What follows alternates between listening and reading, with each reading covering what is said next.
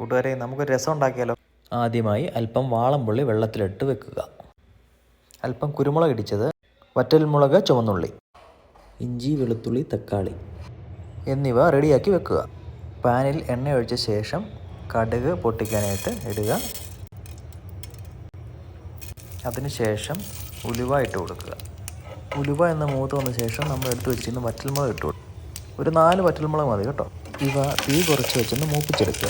ഇതിലേക്ക് നമ്മൾ എടുത്ത് വെച്ചിരിക്കുന്ന ഇഞ്ചി, വെളുത്തുള്ളി, ചുവന്നുള്ളി എന്നിവ ഇവയെല്ലാം കൂടി നല്ലപോലെ ചെറിയ തീയിൽ ഒരു ബ്രൗൺ കളർ ആകുന്നത് വരെ ഇളക്കി കൊടുക്കുക. ഇതിലേക്ക് 1 ടീസ്പൂൺ മല്ലിപ്പൊടി, മഞ്ഞൾപ്പൊടി, മുളക് പൊടി എരിവനുസരിച്ച് ഇടിച്ചു വെച്ച കുരുമുളക്, തക്കാളി, കറിവേപ്പില, പിന്നെ നമ്മൾ വാളംപുളി പിഴിഞ്ഞ വെള്ളവും ഒഴിക്കുക. അതിനുശേഷം 1 ടീസ്പൂൺ കായം, പിന്നീട് ആവശ്യത്തിന് ഉപ്പോട് ഇതിലേക്ക് 2 കപ്പ് വെള്ളത്തോടെ ചേർത്ത് നല്ലപോലെ തിളപ്പിക്കുക. തിളച്ച് വരുമ്പോഴത്തേന് ഇച്ചിരി മല്ലിയിലയും കൂടെ ചേർത്ത് കൊടുക്കുക. തിളച്ച് കഴിഞ്ഞ് വാങ്ങിയ ശേഷം നമുക്ക് ഉപയോഗിക്കാം കേട്ടോ.